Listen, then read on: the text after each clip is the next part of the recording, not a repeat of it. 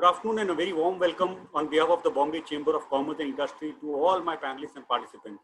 Our topic for today's webinar is recalibration of the media landscape, and we have an eminent panel from the M&E industry who between them have over 150 years of collective experience. We need look no further than our expert panelists to give us insights on the future of things to expect from an industry which plays such an important role in our daily life. So without wasting any time, let me introduce my panelists.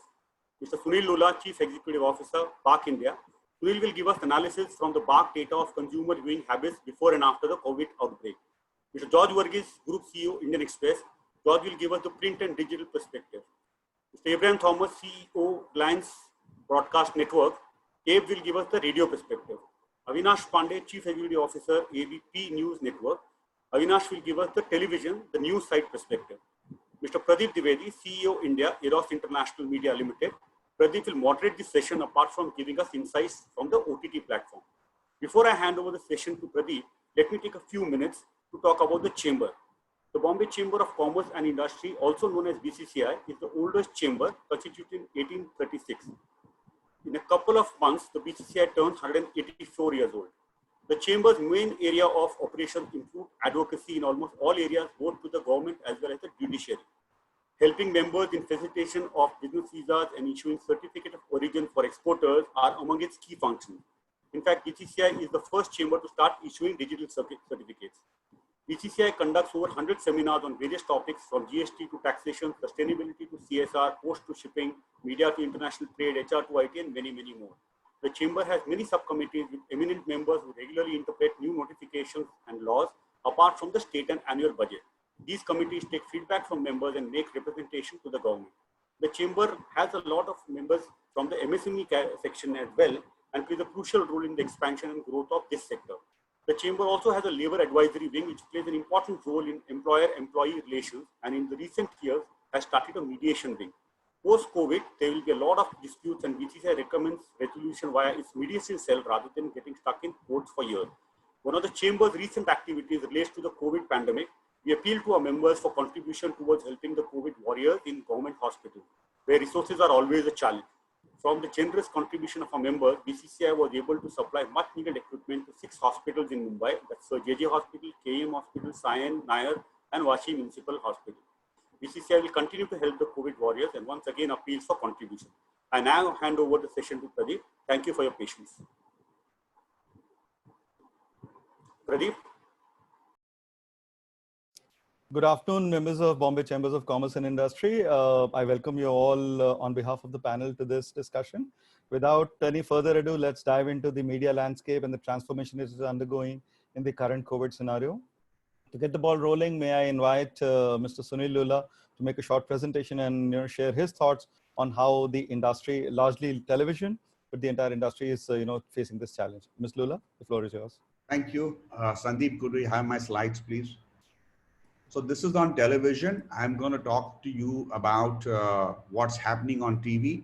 We're going to look at a period called the pre-COVID period, which is January, which is before the news cycle as well as the virus hit India.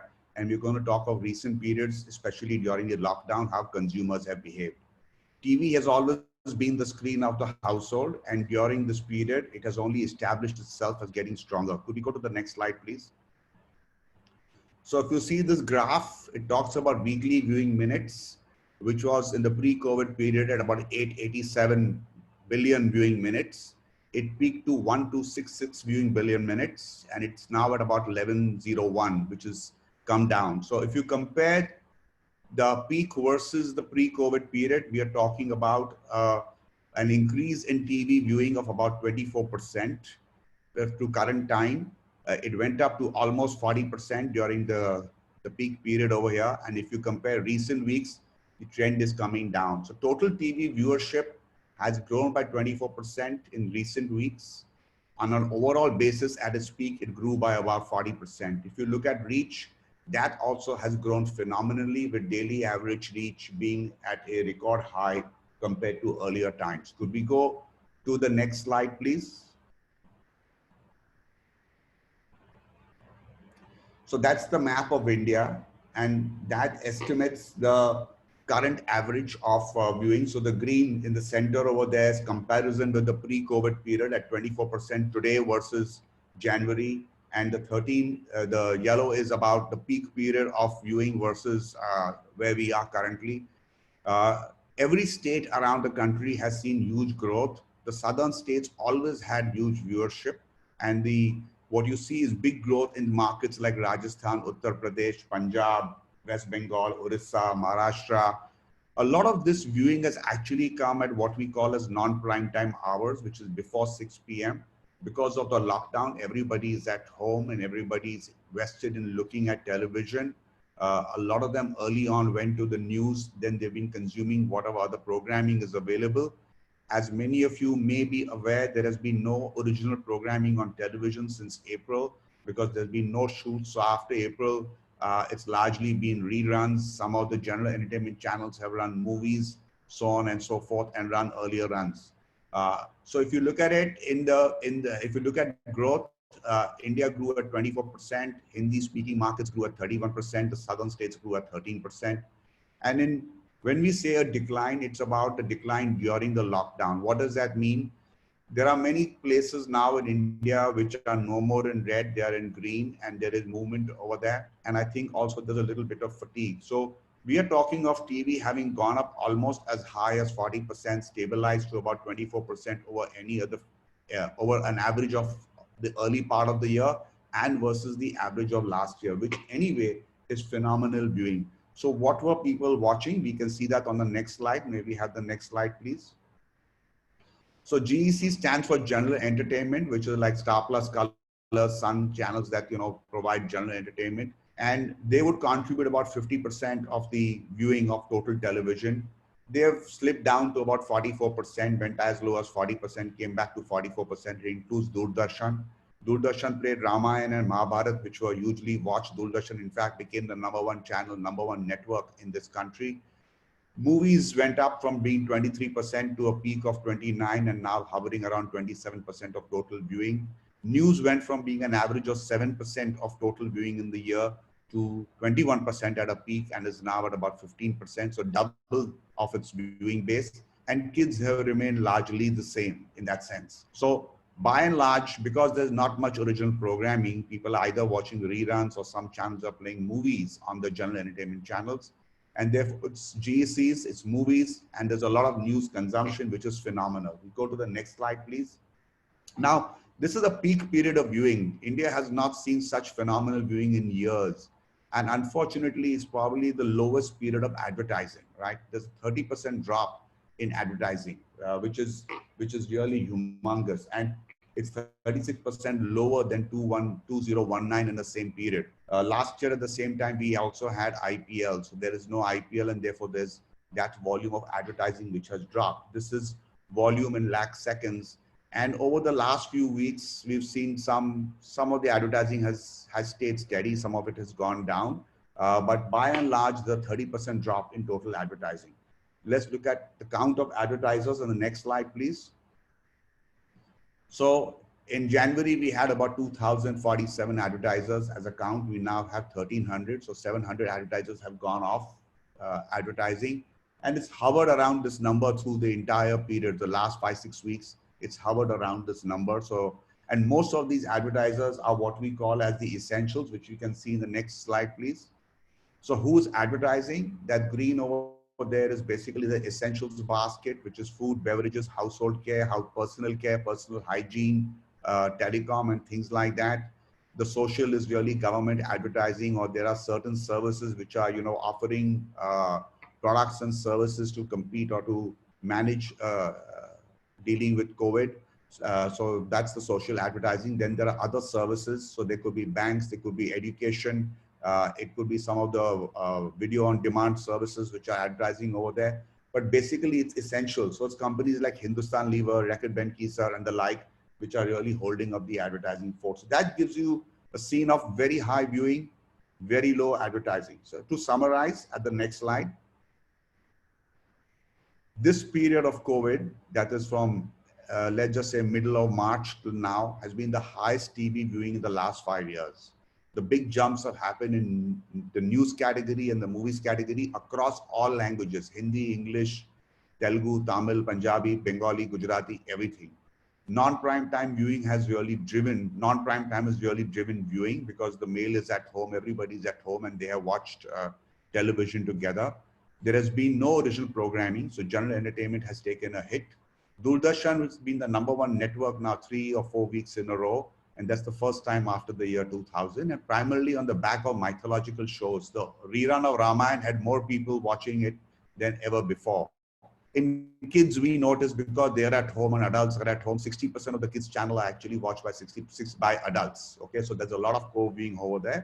Some of the channels which owned OTT services had some of those shows from the OTT services come onto television, and they didn't score, they didn't rate, they didn't get much watched. So, you know, because they are, the product and the content there is created in OTT for personal viewing, TV is really a household product, and you could see that people did not accept those OTT shows. So by and large, advertising is really limited. It's clutter-free. So if you have a brand you want to promote, there's no better time to promote your brand. And it's a lot of essentials and social advertising on TV. So in conclusion, TV during lockdown rocks, but business unfortunately does not. Thank you. Thanks, Sunil. I think that was a fairly comprehensive view of the state of the TV industry, both on the supply side of content and on the demand side of advertisers. As you rightly pointed out, there is opportunity for people to do more. I now yield the floor to Mr. George Verghese, who will give us a perspective from the print and the print digital perspective. George. Thanks, Pradeep. Thank you, Sandeep, for giving me this privilege to come onto this platform. I'm strategically today not going to talk about numbers. That's why I stayed away from slides. I'll try and give an overview of what I think is the impact of coronavirus on the print and digital business. I personally think the impact is going to be very large, and I'm talking of on a long-term basis. I think if you define AC as after Corona and BC as before Corona, I think AC is not going to be BC for the print industry. To put that into perspective, and just put a context around it, for a moment, let us look at the Western media. The Western media, if you look at it, if you take a 7-10 year back spectrum, print circulation was dropping, digital page views were increasing, ad revenue under pressure. All the digital native publishers that come in, there were intense competition, the BuzzFeeds, the HuffPost of this world. So the industry was in a bad situation. But if you look at the last year and a half too, the scenario has gone from bad to worse. And fundamentally, circulation is down, page views, the speed has slowed down, but ad revenue has not kept pace with the page views increasing. And that's fundamentally because there is a difference in the way print and digital work. For example, in print, the entire ad revenue is kept by the publisher. The content creator keeps the revenue. In digital, 80-85% of the revenue goes to the platform guys, the Facebook, Googles, Apples of this world. So the content creator gets a very small chunk of the revenue. Also, banner ads are becoming past the ordinary display ads. So costs went up spiraling, but revenues didn't go. So the industry went from bad to worse. The so-called digital native publishers, the HuffPost and the BuzzFeeds of the world, all are in cost-cutting, huge losses. Legacy publishers equally in trouble. But it is not all bleak, as I put it, but there is a silver lining. A silver lining is, the best example of the silver lining is maybe New York Times. 8 to 10 years back, New York Times decided to go behind a metered paywall. And that's a big call. You know, when you go behind a paywall, you're sacrificing growth because everybody can't access your content. So your page view growth will taper, but they took that call. And today that's paying dividends. They got about 5 to 6 million subscribers. They are making huge profits. Thanks also to Trump. They are investing into the journalism, 1,700 journalists. So suddenly in this bleak scenario, NYT created a model which seemed a viable model. And today, if you look at anybody who's doing well, they have either gone behind the paywall or found some other way to monetize their digital pages. So it's gone beyond ad revenue. Depend only on ad revenue to survive seems almost past. And I'm talking of BC. So all the scenario that I talked about the Western world is BC. Now for a moment, let's come to the Indian print scenario. In print scenario, print is a decent profitable business till about a month back. We were doing okay. we were all cribbing, but the fact remains print, maybe a circulation growth had slowed down, maybe ad revenue growth has slightly slowed down because a share in the pie started dropping, because digital started growing. But print was a reasonably profitable business. And digital pay views were growing. And digital revenues were still not there, the same as the Western world. There were no digital revenues. But we were all happy because we were making money from the print world. So, happy situation. We were all hoping that one day we will monetize this digital revenue. We were waiting for this one day for the last 10 years. That one day has not come. But no problem. Digital, the print profits were subsidizing this entire thing. It was a good, okay scenario. And this is BC. And then Corona hit us. And Corona hit us, and how it hit us. Because unlike a TV or any other medium, our distribution got stuck. Because we depend on the vendors to the distribution. Because of the lockdown, because of the public transport not being there, paper was not reaching. So circulation took a big hit. Ad took a completely big hit. Sunil talked about 30% hit in advertising revenue. In print, it is a 70-75% hit in ad revenue. So we got 25% ad revenue. So it's a double whammy. Silver lining, digital page views went up. But is that a silver lining? Not really, because we can't monetize that. Because even if my content goes up, nobody pays me for the content or pays the print guys for the content. And nor is ad revenue there on the digital side also. So it is absolutely a great, it's an absolute disaster scenario that we are looking at. Huge losses all print guys are making in the month of April. And I think my personal gut feel is the scenario may continue for 5 to 6 months, but we will come out of it. It's going to be tough. But a lot of tough measures will have to be taken, belt tightening, things will happen. But I think the industry will see through this. It's a tough phase, but we will see through this. So we will come back in the profit over the next few months. But will we go back to normalcy? I think it's wishful thinking to believe that we will go back to where we started this game with. Because first, never in the world, once a reader goes from print to digital, all of them will not come back to print once the print product is available ubiquitously everywhere like it was available earlier. So we're going to lose some readers. Circulation so is going to come under pressures. Ad revenue is bound to come under pressure. So overall, the pressure will be huge. So, print, all the print publishers, they're riding two horses. And one end, they're having one foot on the print, other end on the digital. And they're riding these two horses and saying that one fine day, I will shift the horse from print to digital. And in the typical thing is, oh, we are 15, 20 years behind the West. So, circulation is growing. So we don't have anything to worry about.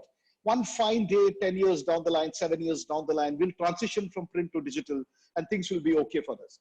But I think what coronavirus has done is it has taken a decade away. It has taken away 1 decade of profitability of the print business. So if we were 15, 20 years behind the West, I think we are now only 5, 10 years behind the West. The window of opportunity to do the transition has just shrunk by 10 years. So it's a big, big impact, which is very difficult quantifying.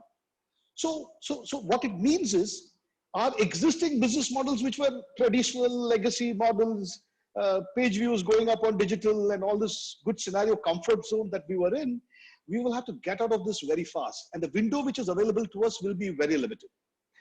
And is this a small transition? It's a huge, humongous transition. It's a complete structural change.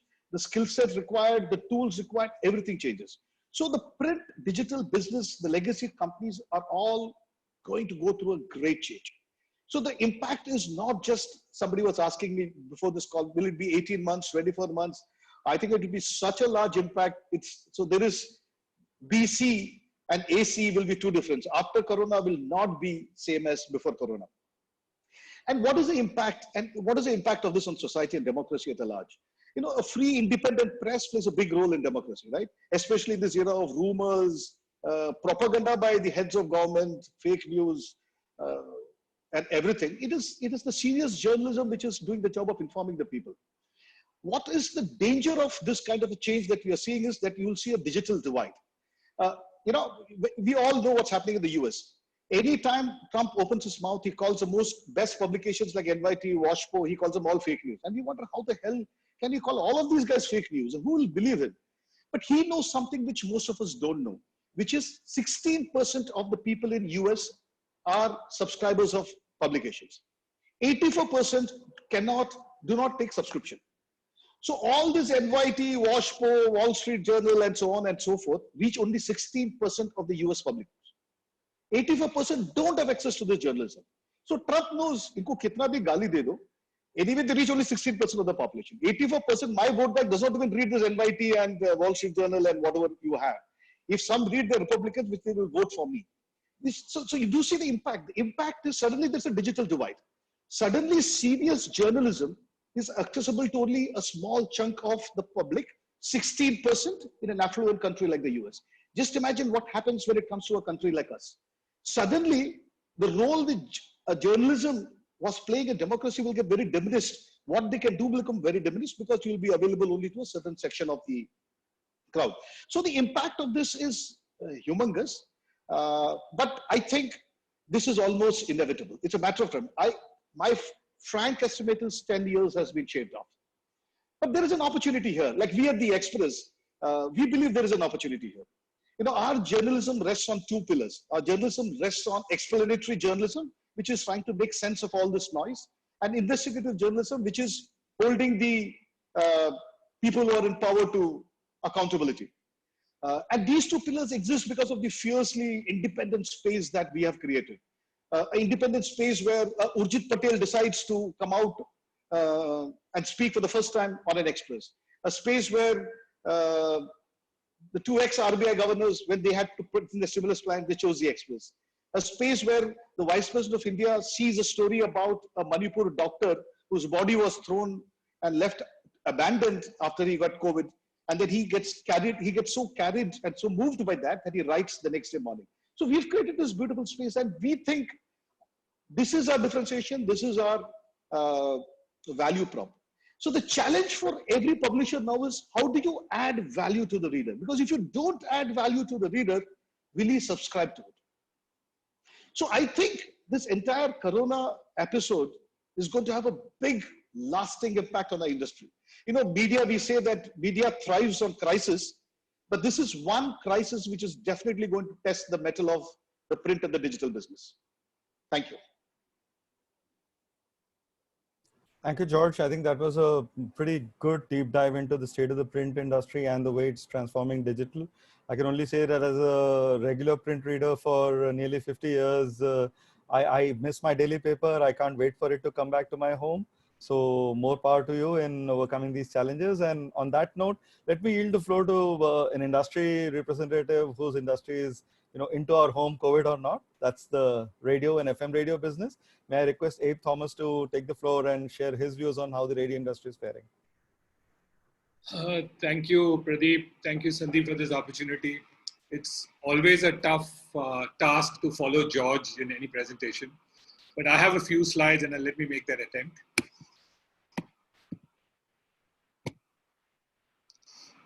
Is the slide visible to all? Okay. Yep. So in this crisis, we've all heard how bad the crisis is. All of us have experienced the kind of disruptions we've seen in all facets of our life. But the way we see it, things just got bigger. So one thing that we did, radio was under some cloud the last couple of years because of perception issues mainly, but because of genuine threat of substitution from digital media and all of that. And it's interesting, Sunil will remember in our earlier lives when Sunil and I used to go make client meetings, we realized that clients in the South historically would spend a lot more money on English channels. And that's predominantly because that's what they watched. They wouldn't consume the GECs and the Hindi language channels then. Similarly, a lot of us consume radio in the car. So general perception is radio is consumed in the car, and since the lockdown and the cars being off the road, obviously radio would have got hit. If you look at any of the published research data, whether it is the IRIS data, which is a readership survey which publishes every quarter, which is the, if you look at RAM, which is a radio measurement which is done in 4 cities, 65% of radio listening happens at home.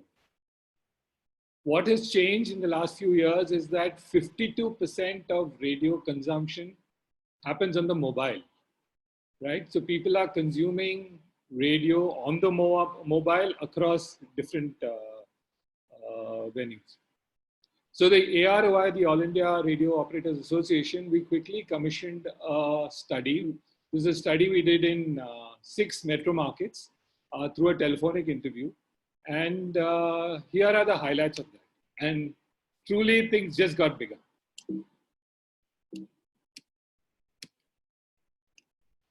So this is a research conducted by AZ Research, where in the 6 metros, we found that there's a 28% increase in the time spent listening to radio, and 82% of the population sampled in these 6 metros tuned into radio during this time. This time spent increase is across SECs. To answer the common misconception that isn't car listenership a big component, it is. It's about 16%. And possibly the reduction or relatively less growth in time spent listening in the Sec A is possibly because of car listenership going down. The other thing which radio has consistently scored is on the credibility score. We have these really trusted and credible radio jockeys who over the last 15 years have built trust, have built following. They are actually local influencers, and what they say has a lot of value to the listeners. So radio scored very high on trust and credibility. So just a summary of the research which we've done, that 51 million, which is 82% of people tuned into radio in these 6 metros, second to television. Average time spent has gone up almost by 30 minutes per day. And this time spent has gone up across all SECs. Also, radio has really played a big role in this time of crisis. So right from giving a structure to your day, we've actually been there. We've ensured that only authentic, ratified news from authorized sources is played out. We've kind of gone out. We've upped the entertainment quotient to make sure people are engaged and entertained and stay calm. Suddenly, the true value of radio got demonstrated in this crisis. So clearly, 82% population. And another big benefit of COVID is we actually got the radio industry to come together and do this. So this research was commissioned jointly. It was decided in a matter of days. And we even, as an industry, went out and promoted this data. Now, this is a slide which I took up from the TAM ADEX data. Sunil referred to part of this in his presentation. Clearly, ad volumes across all media are down, which is today, including digital. Ad volumes are down compared to February, if you compare February with March and April. If you check with most media owners, everyone's talking of a 70 to 80% degrowth in April and May. So things are really hit rock bottom, and everything that George said and more is we're all experiencing that. But in the midst of every crisis lies great opportunity. So clearly the way forward we see is to be agile, to be innovative, and to get creative in the way we run our business. Very clearly, stronger brands will recover quickly than weak brands. Currently, due to supply logistics, you will see a lot of local, regional brands filling up the shelves and moving. But once that gets resolved, strong brands will have that advantage over weak brands. Second is even a free-to-air media like radio, which gets to everyone, and which fortunately does not have the distribution constraints which print has. We are looking at whether there are alternate models to supplement the business. Conventionally, over the last few years, most radio networks would generate about 10 to 15% of their revenue from other activities which are primarily driven on ground activations, amplification, and so on. All that is stopped either. So is it possible to come up with other paid for models? Is it possible to actually create, like we are working on a big online cafe where we're saying, can we do live shows from there that people will pay for? Clearly, it's the age of partnerships. It's a time to collaborate with as many different platforms as possible to put together a stronger offering.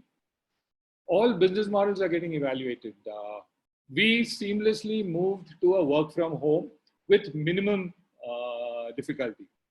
Suddenly questions are getting asked in terms of, is it possible that some functions, some markets can get into a hot desking or a teleworking model?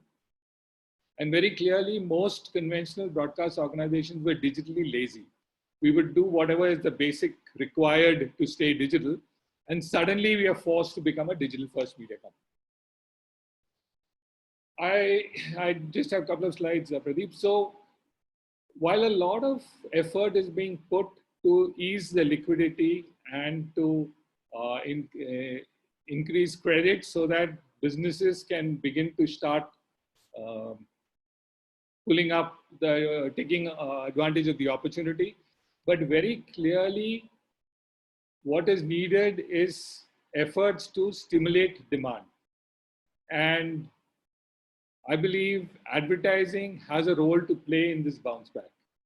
We are very excited with our Prime Minister's call for vocal for local, because the new mantra, even for brands, is going to be hyperlocal. And we believe radio has that advantage of being able to give you local, hyperlocal reach. Partnerships is also the new normal. We just signed a fairly large deal with Spotify, where all our marquee content will be available now on Spotify. And just to illustrate this point, we have, for example, as a network, leveraged and tied up with 20 partner platforms, and with a potential reach of 15 crores. And these are content partnerships. These are advertising partnerships. So we are getting geared to offer a large digital plus radio play through these kind of partnerships. So clearly, while in all this disruption, there is a silver lining, and we believe that things just got bigger for radio. Thank you. Thanks, Abe. That was again, a great, wonderful insight into the world of radio on the supply side, on the business side. But when I, look at it as a listener, the non-intrusive entertainment and news content that I get from radio perhaps is unparalleled. So more power to you. Thanks again. And I'd now request Mr. Avinash Pandey to share us views from a television industry perspective.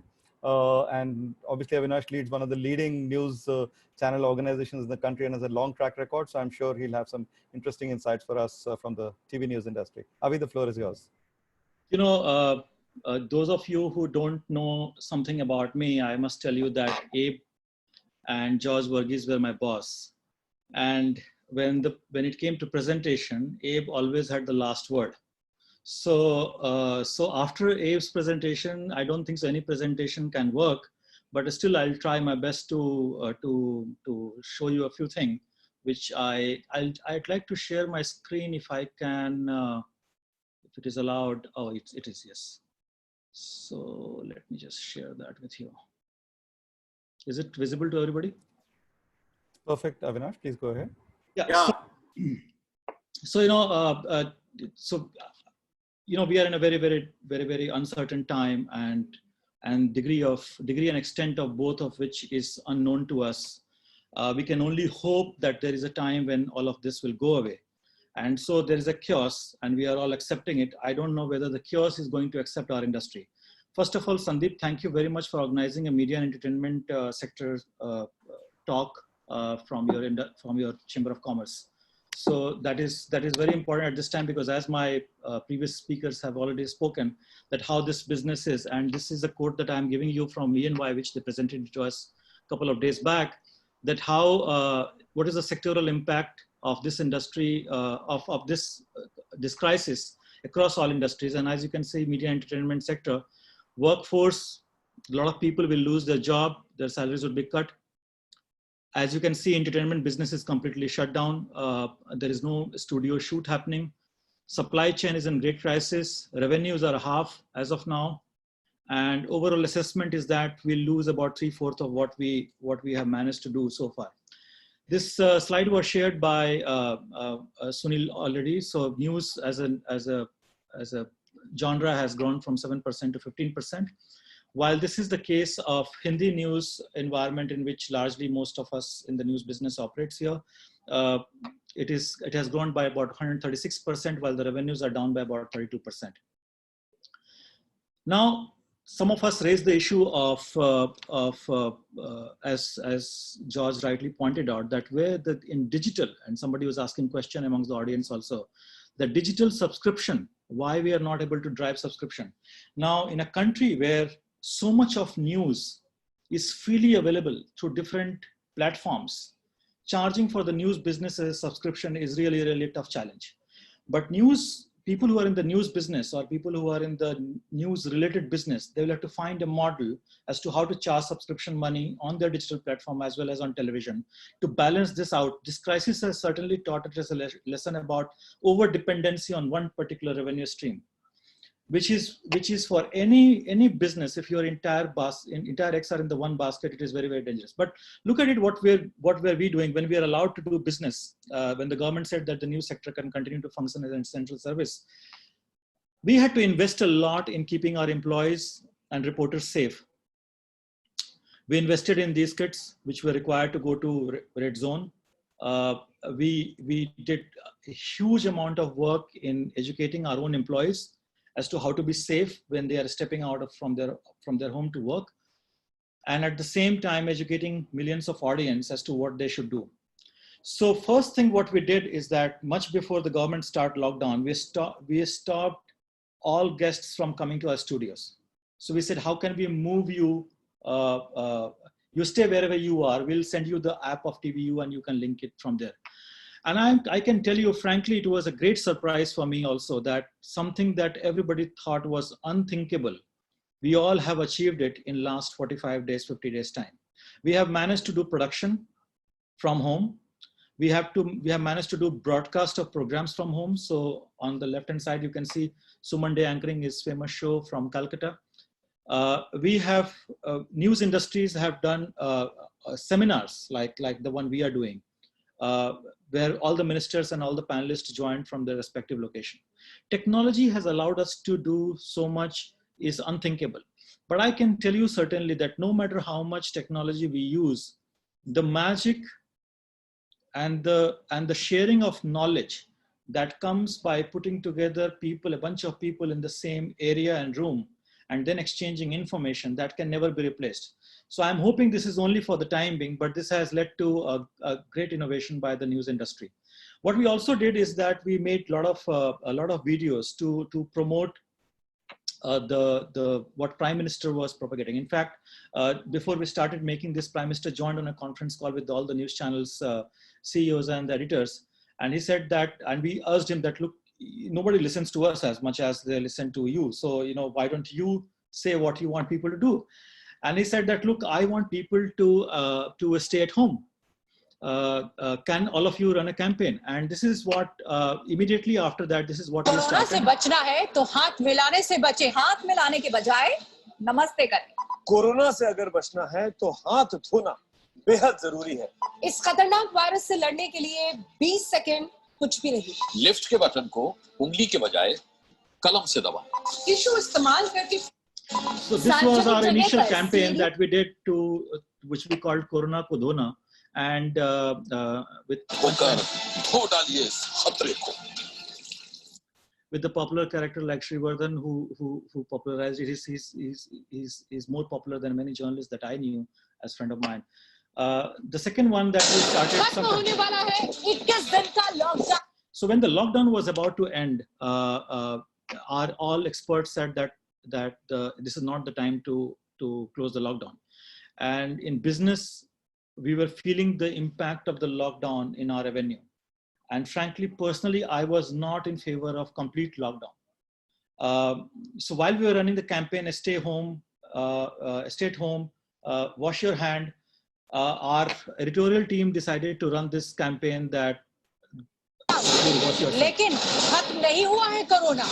Lockdown का मकसद पूरा नहीं हुआ, क्योंकि जमाने और पलायन ने अड़ंगा लगा दिया. इसीलिए अब भी हम में है दूरी, क्योंकि लॉकडाउन बढ़ाना है जरूरी. 21 दिन है कम, लॉकडाउन बढ़ाने में है कम. we did a campaign that you extend the lockdown. It is right now not sufficient for us to contain the corona epidemic. It ended up extension of another lockdown, and then when the third stage came, when they were planning to open red, green, and yellow zone, they started another campaign of मत जाना भूल। Orange zone का result बताएगा red होना है या green. 21 दिन से नहीं मिले नए केस, वो है ग्रीन जोन। छूट का सावधानी से क्या इस्तेमाल, तो रेड जोन भी हो सकता है।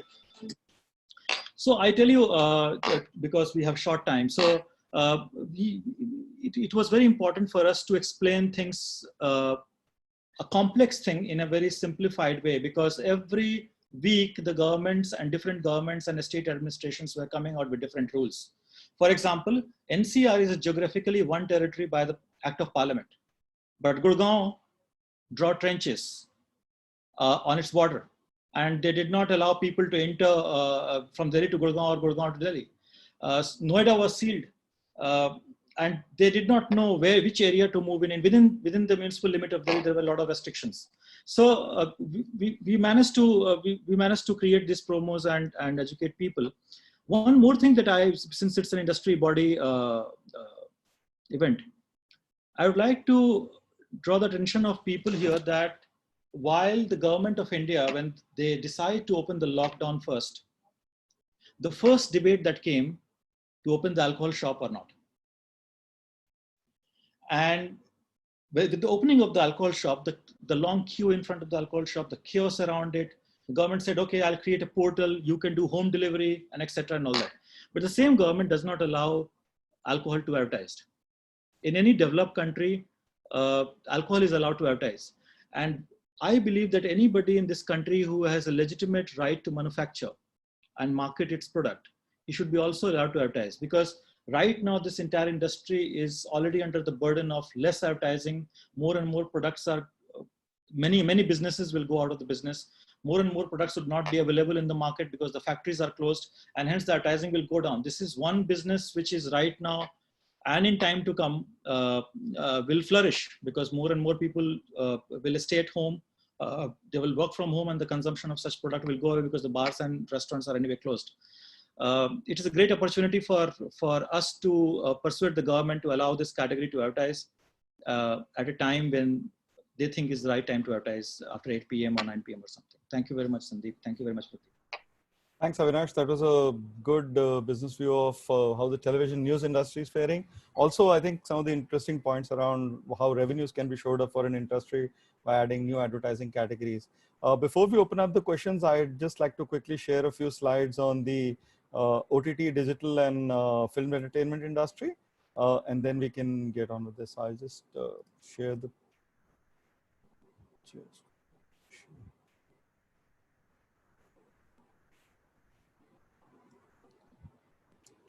Is the screen visible to everybody clearly? Can somebody confirm? Avinash, is that clear? Visible, yeah. Great, thank you so much. So I'll quickly give you an overview of how the digital OTT film studios and theaters are, screening the coronavirus times. Clearly, these are unprecedented times that most of us in our lifetime would not even have imagined. But this has also thrown up some very interesting trends. While Sunil spoke about the BARC data on television trend consumption, as well as the kind of genres of content that is getting consumed, we are seeing a very similar and yet certain unique trends in the internet and OTT consumption as well. So first of all, at the most generic level, with the imposition of lockdown, there is a massive increase in the internet consumption itself that has been seen. People that were using data packs for limited use purposes, largely around social media only, were actually using it to consume a lot more news and a lot more entertainment than they were using it earlier. So the sheer number of people went up. This compounded by the fact that the average time spent per visit also increased substantially by between 18 to 23% across various gender categories. So, in case of females, it is 18%, in case of males, it's 15%, but males already had a larger proportion of the content consumption earlier. So if you look at the blended mix, the blended mix is showing about 23% kind of increase of average time spent. With the social distancing norm coming into the play, the online social connectivity increased substantially. So while, things like WhatsApp. Changing. Is it changing at other places? Sorry, I didn't get that. Your slides are not changing. So No. So this is the first slide itself. I'm still on the same slide. Yeah, sorry. To continue, so the social distancing has led to a larger increase in online social connectivity. The entertainment sites specifically have seen huge amount of increases. And obviously the lockdown has thrown open a large growth for OTT players. I'm sure a lot of you are spending a lot of time on things like Netflix, Amazon Prime, Eros Now, Z5, MX Player, Voot, etc. Depending on where your preference lies, whether it is scripted content or movies and English versus Hindi versus regional genres. But practically all OTTs are seeing huge amount of increase in consumption. On the supply side as an industry, what we realized was since the bandwidth, especially in tier 2, tier 3 cities was limited, we have downgraded the resolution of some of the content that we had from 4K and high definition to standard definition to allow a larger masses and larger set of people to get access to the content that we have to provide. One of the interesting observations that we had also was that the engagement with religion and spiritual content actually has seen a substantial increase. This has been witnessed in case of television as well, but more so in case of digital. This kind of change in trends and patterns on OTT consumption as well as digital consumption has created a new content and advertiser paradigm. So there are certain digital platforms like gaming, OTT, e-commerce that have gained in digital revenue terms as well as in digital supply terms from the current environment. There are certain advertisers who have been significantly impacted and their spends have been cut off, which is visible in all the data that were shared, whether 30% decline in television or close to 70% decline in print or even decline in radio advertising to some extent. So categories such as automobiles, travel and airlines, retail substantially cut down their spend. And we believe these sectors would bounce back as and when lockdown is lifted in phases and people start coming back to some level of normalcy. Interestingly, there are certain categories that are spending a lot more on digital now than they were spending earlier. The whole digital transformation, which was supposed to be a long-winded affair and a gradual transition in the economy, is being forced because of COVID. So sectors such as fast-moving consumer goods, edutech, which is educational technologies, and financial technologies are seeing substantial amount of spending in digital going forward. And obviously from an advertising standpoint, and many of you in the audience are running large businesses with large advertising budgets. So digital is a very cost-effective and very efficient way of reaching an audience in a scenario such as the one that is prevailing right now. If you look at the kind of content that is being consumed, that is also having an impact in the way advertising is getting thought of. So nostalgia of old TV shows, Sunil spoke about Ramayana, and that is clearly visible in seeking or search queries on old TV shows in digital and OTT content as well. We are seeing 81% search in search kind of throwback or, legacy shows, etc. coming in. A lot of these sorry, Pradeep, are you still on the first slide or because the slides are not moving? I'm on the second slide now, which says new content and advertiser spends paradigm. So, it's not moving? No, allow me to just. Yeah. Now it's gone. Thank you. Now it's gone. Just 1 second. I'll share once again. Apologies for this. Just 1 second. Is this now visible? Yeah. Now new content and advertising spends. Is that the second slide? Yeah. Yes. Just 1 second. I'll just make it full screen so that it's easier for. Is it still visible to everybody? Okay, great. Let's just move forward. So clearly the advertiser interest in exploring, especially for advertisers that have traditionally not gone in for digital, to explore digital advertising avenues around Google, Facebook, and Twitter is seeing a substantial amount of increase. The next area where there is significant amount of impact is the theatrical business. The theatrical business is facing double onslaught. On the one hand, because theaters were public venues and they were the first ones to get shut off, the audiences are unable to come there, because of lockdown and also because of the social distancing norms that are there. So even when they open up, let's say 2, 3, or 6 months down the line, they will have to maintain segregation and hygiene and sanitation standards that will impact on the quantum of people that is coming through. So obviously they are losing revenue and that's a big strain on the industry itself. But at the same time, the producers and the distributors who have invested significant amount of monies on the movies can't wait for such a long time to monetize their content, right? So that is also leading to a situation where producers are saying, fine, if I've not able to leverage the window of theatrical release as an opportunity in the business, let me go straight to OTT. So just to share with the audience, a typical film entertainment or a movie goes through a typical life cycle of monetization, which starts with theatrical window as the first window, and it's a phased pattern. theatrical is typically followed by a television premiere, television release, followed by digital, followed by a long tail of CD, DVD release, and local cable operators, in-flight cinema that you see typically when you're flying overseas, etc. What COVID has done is it has completely turned the industry on its head. The whole theatrical window has gone outside the ecosystem altogether. Television has actually now become second, and digital from slot number 3 has actually come to slot number 1. So you see, a lot of new movies, and while I can name a few, I'm sure a lot of these WhatsApps are floating around, or movies like Gulabo Sitabo or Shakuntala Devi, etc., coming on some of the prime OTT offerings. Almost every OTT player today is looking at, launching movies directly on their own platform and getting the audience attention. We at Eros happen to be a movie studio as well as a OTT platform, and we are clearly evaluating that a lot of our movie studio productions should land up straight away to our OTT, because we don't see the theatrical window coming back anytime soon, whether domestically or internationally. So on the one hand, the theater distributors are and the exhibitors are completely stressed, because obviously if they lose out on this opportunity, they will not get the audience back. But the producers are also stressed out because their monies are also at stake. So I think this is a time for a lot of collaborative discussion in the industry to happen as to how do we make sure that while the producers don't lose their money, there is an adequate window for theatrical releases also to happen as and when theaters reopen. So this is one of the dilemma the industry is facing.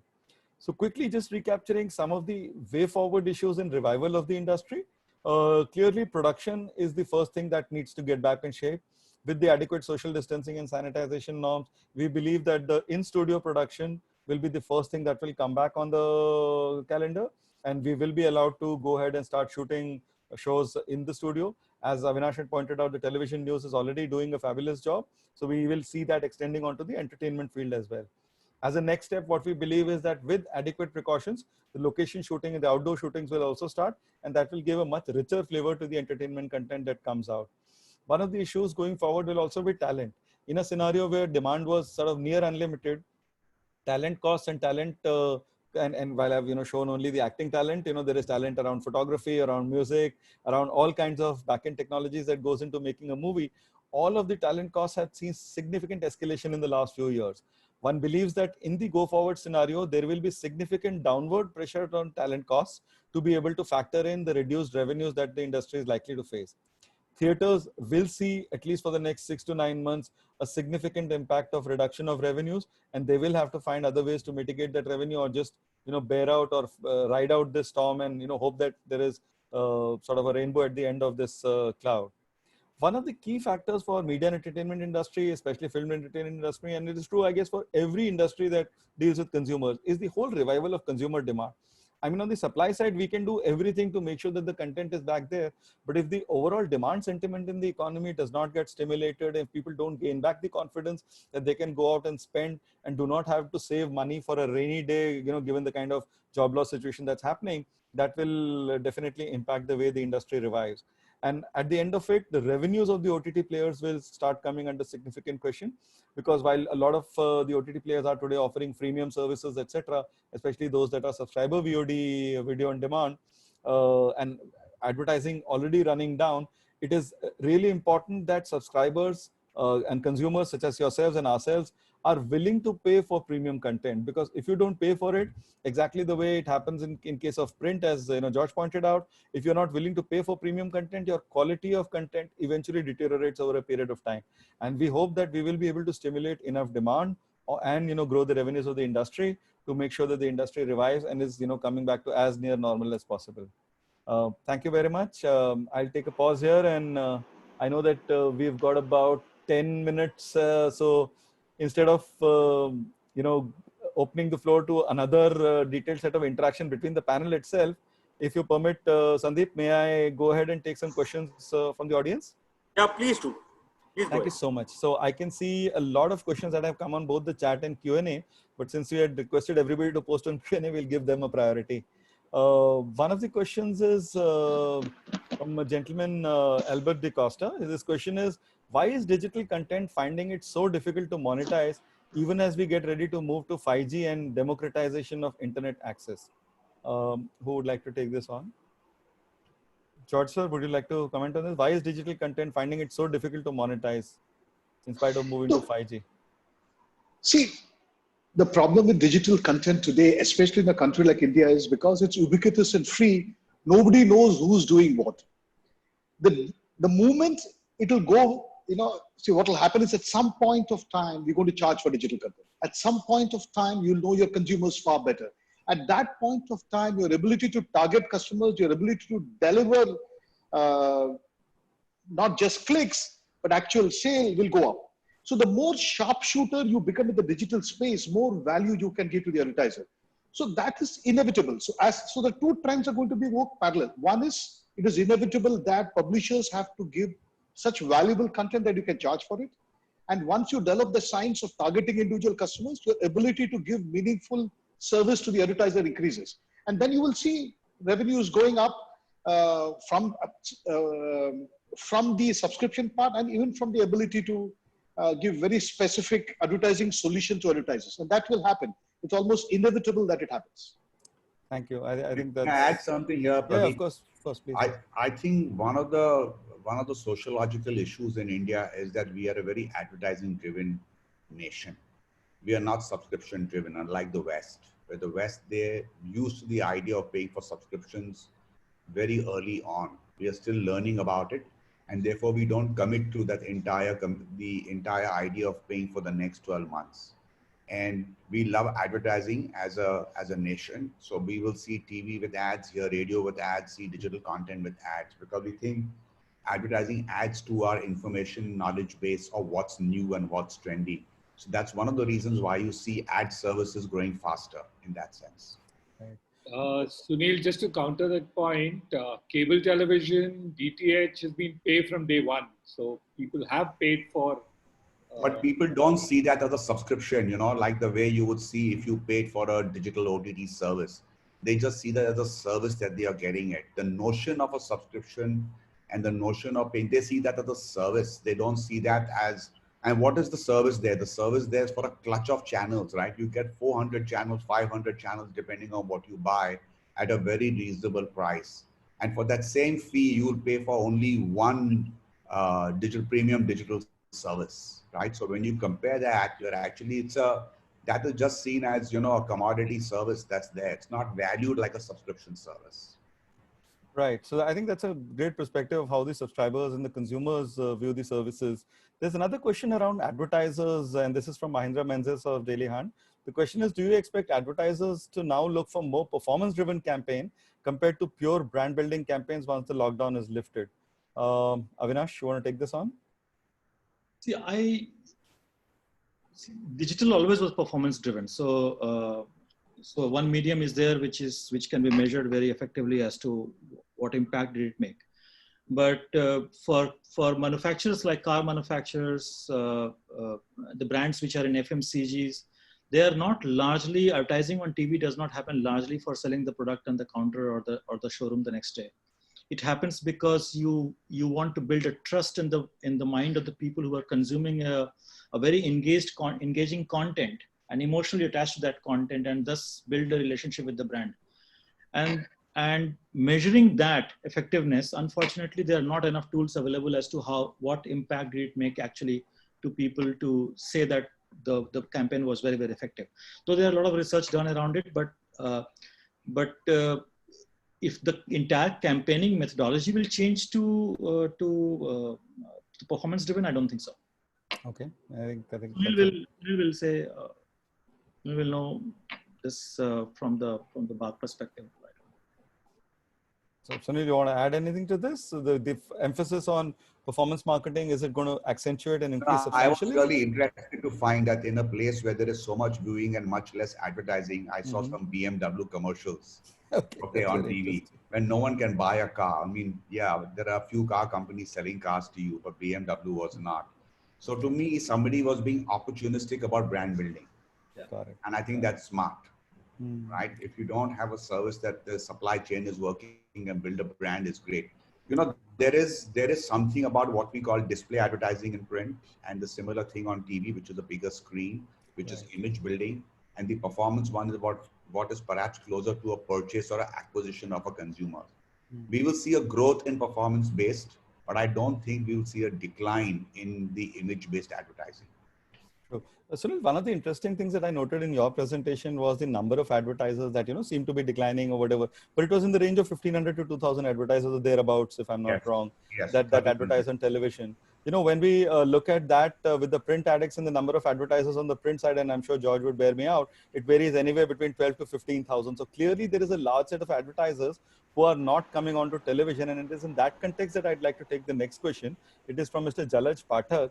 And this question is that this COVID-19 crisis has raised the importance of hyper-local advertising, digital and radio. Our Indian local brands have great opportunities to scale up. The era of networking, partnership and work from home has also begun. So do you see that happening with respect to print, digital and outdoor advertising? And how will the conventional advertising norms change with this scenario? I think Abe, you would be ideally placed to take that on, the opportunity in hyper-local advertising. Yes, very clearly. To drive actual footfalls and drive actual sales, it boils down to being local, compounded with the current problems of supply disruptions and local brands having an advantage, being able to get their products out to markets. Local reach is always most sought after, and which is where digital again scores. You're able to kind of really target the MSMEs, and you're able to actually offer them local connect. So clearly, I see a trend of more and more national brands moving towards local. From the radio example itself, 10 years ago, 75% of advertising on radio used to be national. Today, the skew is probably 50-50. But the interesting thing is even national advertisers are beginning to use radio like a local medium. So I typically get 20 different creatives from the same client, because now he knows that he's able to target his communication at a local level. So clearly the trend is towards local and hyper-local reach. Fantastic. Thank you. Since it's 5:01, I'll take the liberty of asking one last question and conclude the session on time. This question is from Mr. Vibhor Srivastav, and it's a generic question, but I think it's specific to the media industry professionals. Vibhor Srivastav's question is, what are the short-term messages, or what message would the panel like to convey to media professionals, and what time frame things will see positive mood and sentiments? George, as somebody who's been most impacted by this, I'd like you to take on the clairvoyance and future gazing on when things will take a turn for the better. No, I think we're going through a bad phase, which does not mean this phase will continue indefinitely. I think this tough phase is for the next 3 to 6 months. As far as the print and the allied digital part of it, I think 6 months is tough. But once you go beyond that, there is a challenging new phase. There are new opportunities going to come up, new vistas going to come up. So the challenge for industry professionals is to retool, reskill, and get themselves prepared for this changed paradigm. So it will not be business as usual. So new opportunities, new challenges. Honestly, ask me from the CEO of Indian Express, I'm actually pretty excited by what the future will do. So while it will be tough, it is exciting. So I don't think media professionals have to get too pessimistic, but be ready for the challenges. Be ready to retool, be ready to reskill, be ready to do new things, be ready to make yours a bigger impact in a different way. That's the need of the hour. So it's tough, it will pass, but it's challenging, and the tough guys will overcome the challenge. Fantastic. On that sanguine and positive message. Yes, Abe, of course, please go ahead. I'm saying it's not just print. Every media business is down between 30-40% to 70-80%, right? So it's not just print, and I believe this is there for the medium term, and therefore, unless all businesses reinvent their business model, they're in for tough times. So it's about reinventing your business model, rationalizing your costs, and being able to survive this period before the business picks up again. Fantastic. I think that was some great set of insights. I only hope that over 100 participants who have spent an hour and invested a large part of their day on this panel have found something useful from this session. On behalf of the entire panel, I'd like to thank Bombay Chambers of Commerce and Industry, especially Mr. Sandeep Khosla and Mr. Vijay Srirangan, for giving us the opportunity. All of us are available on social media. If any of the participants wants to reach out to us and ask further questions, we'll be happy to take them on. Stay safe. Thank you very much. I hand the floor back to Mr. Sandeep Khosla. Thank you, Pradeep. Thank you, Pradeep, and thank you all the panelists. It was a very, very informative session. We have a lot of questions. What we'll do is we will put this to our panelists and then reply back to whoever has asked this question. Sure. May I now request Vijay Sirendran to give the vote of thanks, please? Yep. Thank you, Sandeep, and thank you, panelist moderator. I will take a minute essentially to give vote of thanks, and I'll use the medium of rhyme to deliver that. The lines read this way. As we navigate through this current threat, the media landscape is undergoing reform. In its discussions today, this panel did set the parameters of such transform. This panel covered the different modes, broadcast, digital and print and radio. Together with TV and the OTT roads, it landscaped the media scenario. Thank you, CEOs, for bringing to light threats and opportunities that various media do face. Mr. Moderator, sir, you conducted this right, covering different media perspectives with knowledge and grace. New DG, Director General and colleagues at Bombay Chamber, thank you for organizing the seminar today. We must surely give the participants their due for listening and interacting in an enlightened way. Thank you and good day. Thank you. Thank you so much. Thank you, everybody. Stay safe. Bye. Thank you. Bye-bye. Bye-bye.